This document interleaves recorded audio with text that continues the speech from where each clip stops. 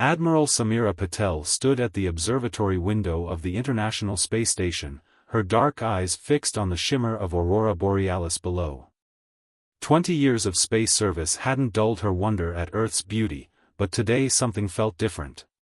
The usual chatter of the station's crew had fallen silent, replaced by an eerie stillness that made the hair on her neck stand up.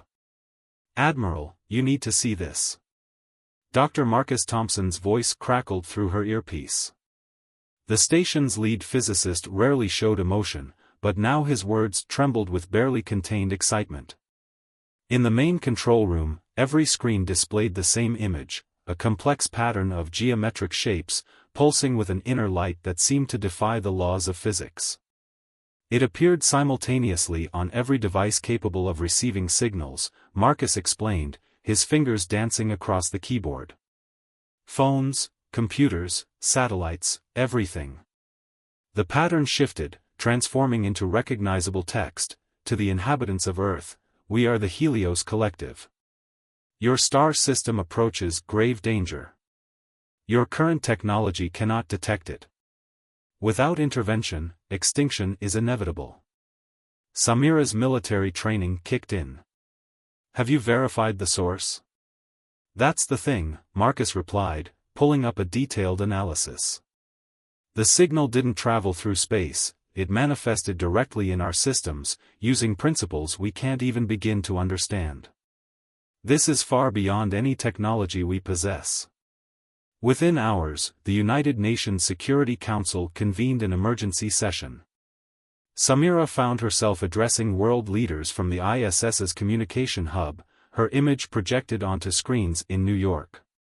The message continued with specific coordinates, she reported, her voice steady despite the gravity of the situation. "They point to what appears to be empty space, but the Helios Collective claims it's the source of our impending doom." Defense Minister Richardson of the European Union leaned forward. "Could this be a prelude to invasion? A psychological tactic? If they wanted to attack, they've already demonstrated they could cripple our technology instantly," Samira countered. "No, I believe this is genuine." Dr. Yuki Tanaka, head of Japan's Astronomical Institute, joined the discussion. "We've redirected every telescope we have toward those coordinates. There's something there, but it's like looking at a shadow in the dark. Our instruments can't properly process what they're seeing." The next message from the Helios Collective arrived exactly 24 hours after the first. This time, it included technical specifications for modifications to Earth's existing telescopes. "Your species shows promise," it read. "We offer you the chance to save yourselves, but you must act quickly. You have 60 solar rotations before the anomaly becomes irreversible." World leaders debated, scientists argued, and conspiracy theories flourished. But in her heart, Samira knew they had no choice. The modifications were implemented within a week, and what they revealed shocked the scientific community to its core. A massive gravitational distortion was heading toward the solar system, warping spacetime itself. Current models suggested it would reach Earth in approximately 2 months, and its effects would be catastrophic. "It's like a tsunami in the fabric of space," Marcus explained during a briefing. "When it hits, it won't just destroy Earth, it'll fundamentally alter the laws of physics in our region of space. Nothing we know would survive." The Helios Collective's third message brought both hope and a challenge: "We possess the technology to divert this phenomenon. However, we believe in self-determination. We will provide the fundamental principles, but the implementation must be your own. Consider this a test of your species' worthiness to join the galactic community." As Samira stared at the technical data streaming across her screen, she felt the weight of history on her shoulders. Humanity faced its greatest challenge, armed only with their intelligence, determination, and the cryptic guidance of an advanced alien civilization. The race against time had begun. And somewhere among the stars, the Helios Collective watched, waiting to see if humanity would rise to the occasion or succumb to their greatest threat yet. Dr. Marcus Thompson hadn't left the ISS laboratory in 3 days. Empty coffee pouches floated near the recycling unit as he studied the latest data from the modified telescopes. The gravitational anomaly was unlike anything humanity had ever encountered, and understanding it could mean the difference between survival and extinction. "You need to sleep," Admiral Patel said, pushing through the doorway with a fresh supply pack. "Exhausted scientists make mistakes." "Look at this," Marcus said, ignoring her concern. He gestured to a holographic display showing the anomaly's wave pattern. "It's not random. There's a structure to it, almost like." "Like what?" "Like it was created deliberately." The revelation sent shockwaves through the scientific community. Dr. Rajesh Kumar from India's Space Research Organization confirmed Marcus's findings within hours. The gravitational distortion wasn't a natural phenomenon, it was artificial, a weapon of unimaginable power. "Someone launched this at our solar system," Rajesh explained during an emergency conference. "The question is, who? And why?" The Helios Collective's next message arrived with perfect timing: "You begin to understand. The threat you face is a remnant of a war fought before your species walked upright. We are the descendants of those who created it. Now we seek to undo our ancestors' mistakes." In the depths of the Atacama Desert, Dr. Sofia Rodriguez worked with a team of quantum physicists to decipher the principles behind the collective's defensive technology. The alien science read like poetry written in mathematics, beautiful but maddeningly complex. "It's like they're teaching us quantum mechanics by showing us the equivalent of a quantum nuclear reactor," Sophia complained to Admiral Patel during their daily briefing. "We understand the basic principles, but implementing them with our technology is like trying to build a smartphone with stone tools." But humanity had something the Helios Collective might not have expected: desperation-fueled creativity. When conventional approaches failed, they started thinking unconventionally. Lieutenant James O'Connor, a former video game developer turned military strategist, noticed something everyone else had missed. "The anomaly's structure," he said, pointing to the patterns. "It reminds me of old computer code.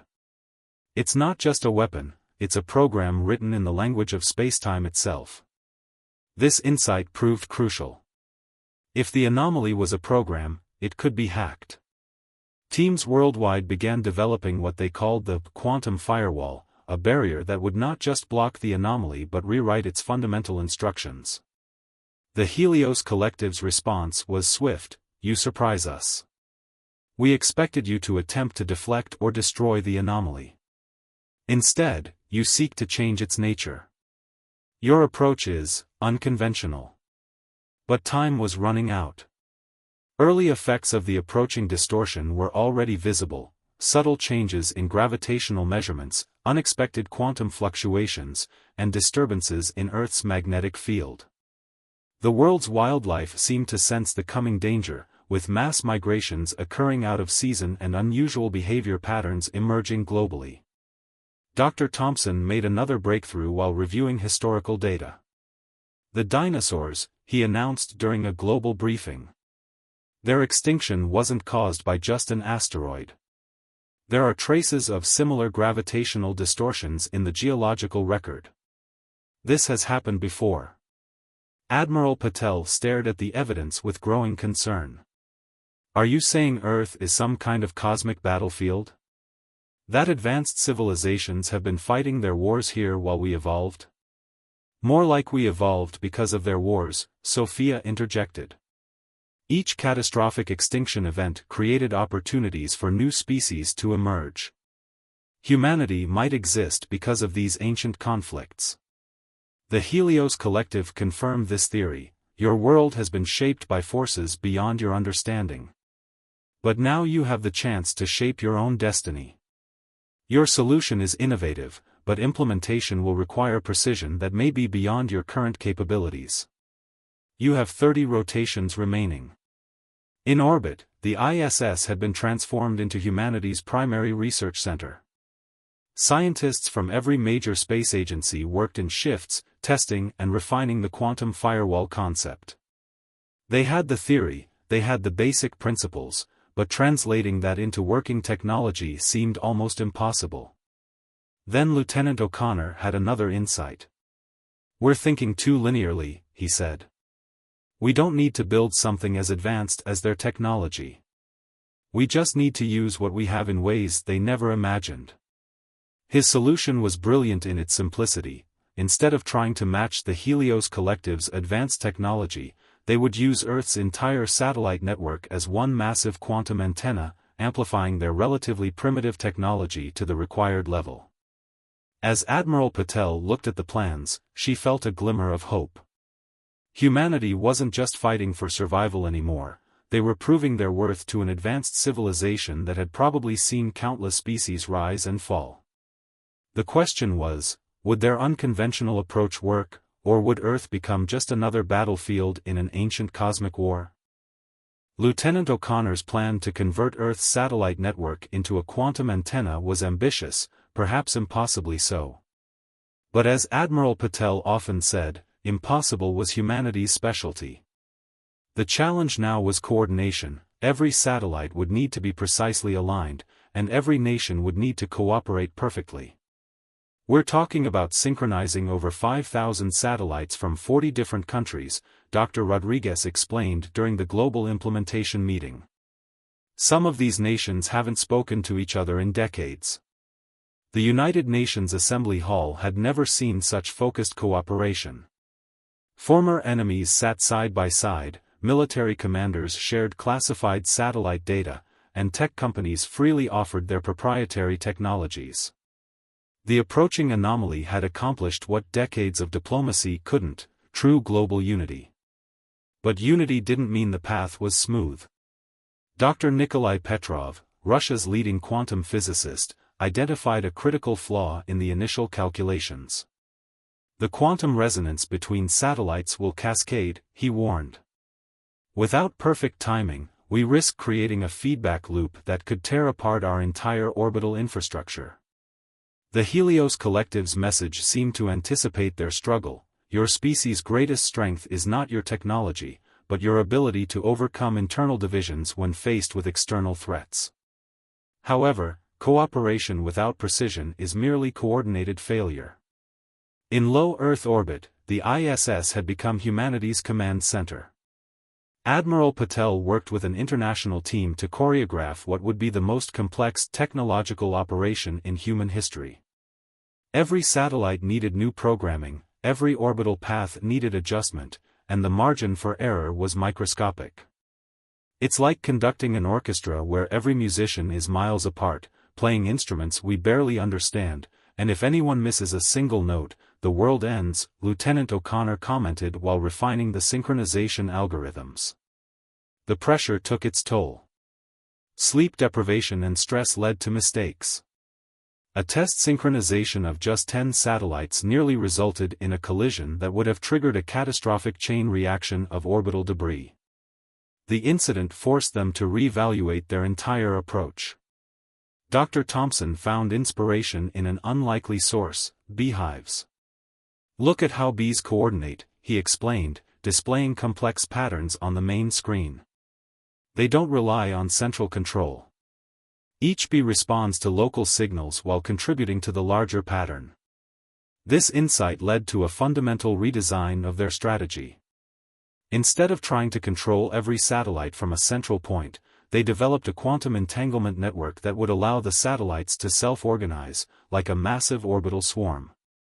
The Helios Collective's response was cryptic but encouraging: "You learn to walk before you master dancing." Your solution embraces both your limitations and your strengths. 20 rotations remain.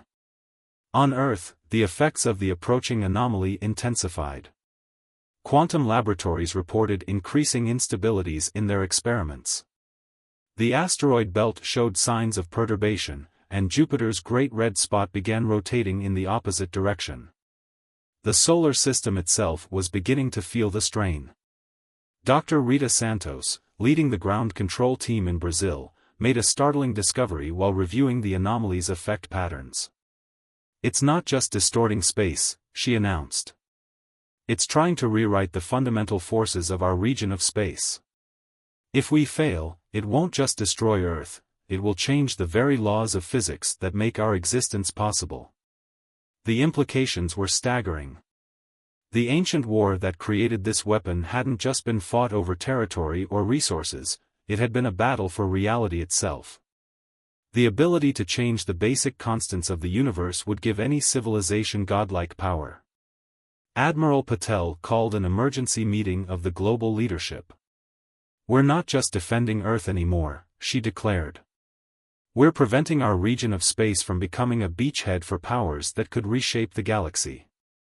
The quantum firewall must not only stop the anomaly, it must prevent anyone from ever using our solar system as a battlefield again." As the meeting concluded, a new message arrived from the Helios Collective: "Now you understand the true stakes. Your species faces a test we ourselves failed long ago. Our ancestors sought to control the fundamental forces of reality. Their war nearly destroyed the galaxy. We offer you a chance to succeed where we failed, not by commanding these forces, but by ensuring they remain free from any being's control." The Quantum Firewall project took on new meaning. It wasn't just a shield, it would be a declaration that humanity stood as guardians of natural law itself. But first, they had to prove they could handle such responsibility. In orbit, the first wave of satellite modifications began. As engineers worked to implement the new swarm intelligence protocols, everyone felt the weight of their task. They weren't just saving Earth, they were taking humanity's first steps onto a much larger cosmic stage.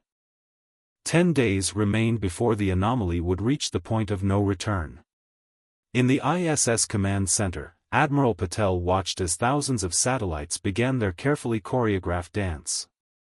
The quantum entanglement network hummed to life, creating invisible threads between orbital bodies. "First wave initialization complete," Lieutenant O'Connor reported, his eyes fixed on the swarm dynamics display. "Quantum coherence at 87% and rising." Dr. Thompson's voice crackled through the comm system from his position at the lunar observation post. "The anomaly's effects are accelerating. We're seeing quantum fluctuations that shouldn't be possible. Reality itself is starting to bend." The satellite swarm was humanity's greatest technological achievement, a network of artificial nodes designed to create a quantum field that could rewrite the instructions of an ancient superweapon. But theory and practice were very different things. "We're detecting irregularities in the quantum field formation," Dr. Rodriguez announced from her station in Chile. "The satellites are having trouble maintaining synchronization at the quantum level." The Helios Collective's message arrived with precise timing: "Your implementation is elegant but flawed. The quantum field requires a focal point, a consciousness to guide its formation. Your machines alone cannot achieve the necessary coherence." Dr. Petrov, coordinating from Moscow, suddenly straightened in his chair. "They're not talking about artificial intelligence," he said. "They're talking about human consciousness. The quantum field needs a mind to shape it." Admiral Patel felt the weight of every eye in the command center turn to her. As the project leader, she had the most intimate knowledge of the entire system. But interfacing directly with a quantum field was far beyond anything they had planned. "The human brain operates on quantum principles we don't fully understand," Dr. Santos explained. "In theory, a properly prepared mind could serve as a quantum coordinator for the field. But the neural stress would be fatal," Admiral Patel finished. "How long would the coordinator need to maintain the connection?" The room fell silent. Everyone knew what she was really asking. 3 minutes, Dr. Thompson calculated. Maybe 4. After that, the field should be self-sustaining. "But Admiral..." "Begin the preparations," she ordered. "And get me everything we know about quantum neural interfacing." The next 72 hours were a blur of activity. Engineers modified the ISS's quantum communication array to serve as a neural interface. Medical teams worked to prepare Admiral Patel's body and mind for the strain it would endure. And across the globe, humanity held its breath. The Helios Collective sent what would be their final message before the attempt. Throughout the galaxy, we have watched countless species face this moment. Most choose preservation through submission. Some attempt resistance through force. Few discover the path you have chosen, sacrifice in service of universal law. Whatever the outcome, you have proven yourselves worthy of the stars. As the anomaly approached its critical threshold, Admiral Patel sat in the modified control chamber. Neural sensors covered her head, connecting her consciousness to the quantum field that stretched across Earth's orbit. Satellites swarm at full coherence, O'Connor reported. Quantum field stable and awaiting initialization. Admiral, it's been an honor. Patel managed a smile. The honor has been mine, Lieutenant. Begin the sequence. The neural interface activated, and Admiral Patel's consciousness expanded into the quantum field. The pain was immediate and overwhelming, but through it, she perceived something extraordinary.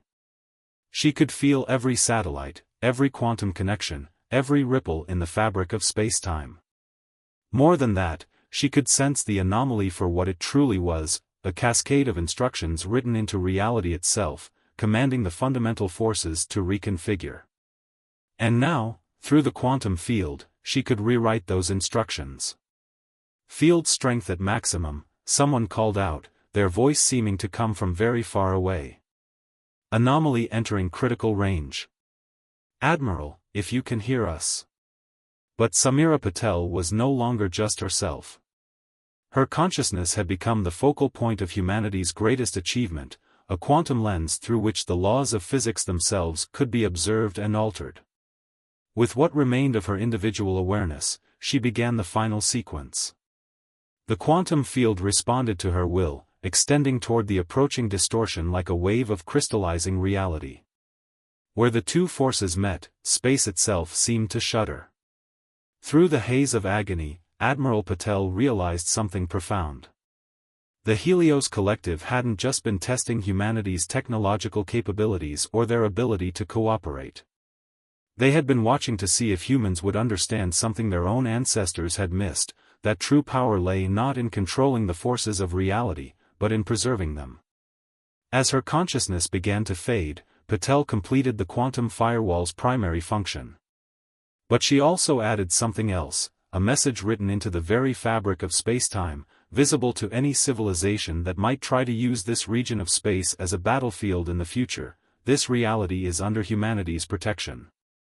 All are welcome to study it, to marvel at it, but none may alter it. These laws of physics are not tools to be wielded, but truths to be preserved. The quantum field flared with blinding intensity as the firewall activated. Throughout the solar system, reality seemed to hold its breath. And in that moment, humanity's future hung in the balance, waiting to see if their solution would work, or if Admiral Patel's sacrifice would be in vain.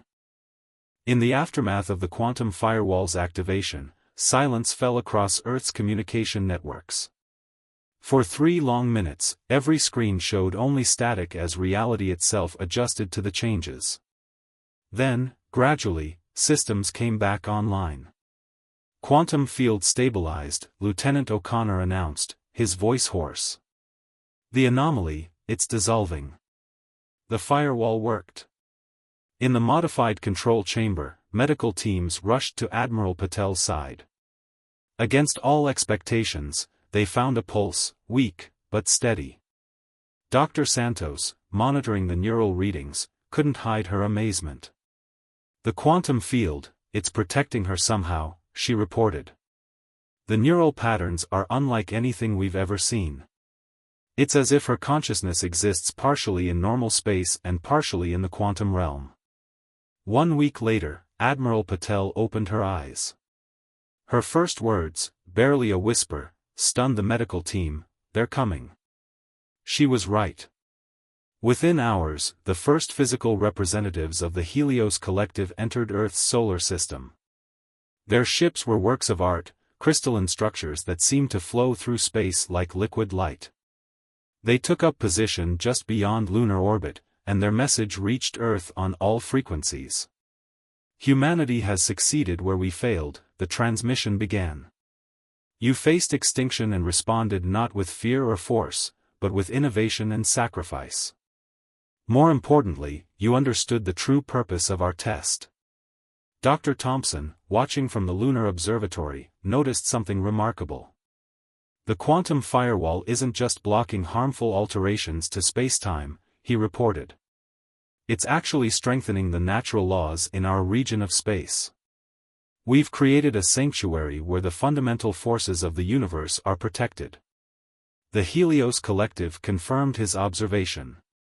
Your solution surpassed our expectations. Instead of simply defending against the weapon, you transformed our entire sector of space into a preserve for natural law. Other civilizations will come here not to wage war, but to study the pure, unaltered forces of reality. Admiral Patel, still recovering but insistent on attending the first official contact meeting, sat in her wheelchair in the UN Assembly Hall. Her eyes, now with a strange iridescent quality, seemed to see beyond normal space. We understand now, she addressed the holographic representatives of the collective. Your warning wasn't just about saving Earth. It was about finding a species that could become guardians of reality itself. The Helios representatives nodded. For too long, advanced civilizations have treated the laws of physics as tools to be manipulated.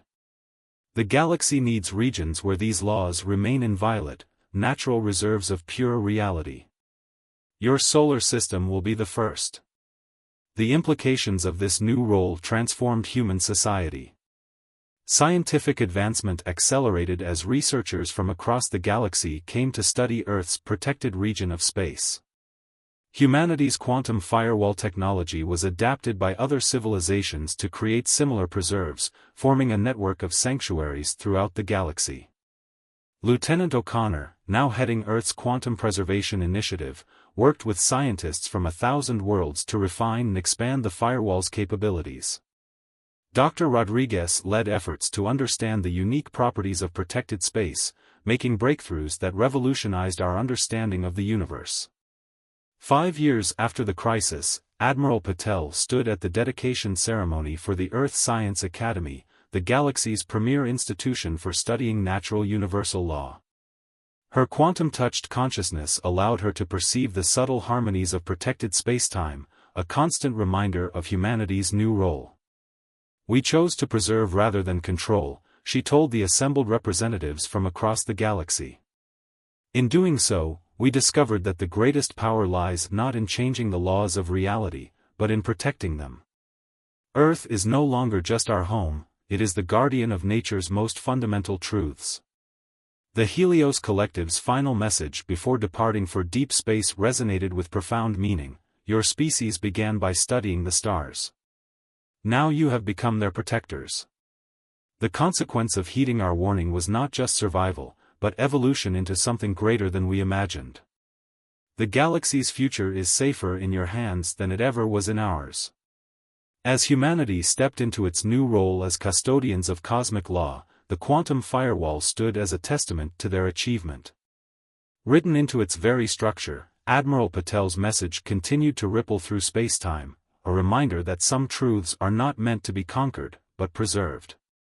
Earth had not just survived an extinction-level threat, it had emerged as a beacon of stability in a galaxy where the very laws of physics were often treated as malleable. The human spirit of innovation, combined with a deep respect for natural law, had created something unprecedented, a future where progress and preservation walked hand in hand among the stars.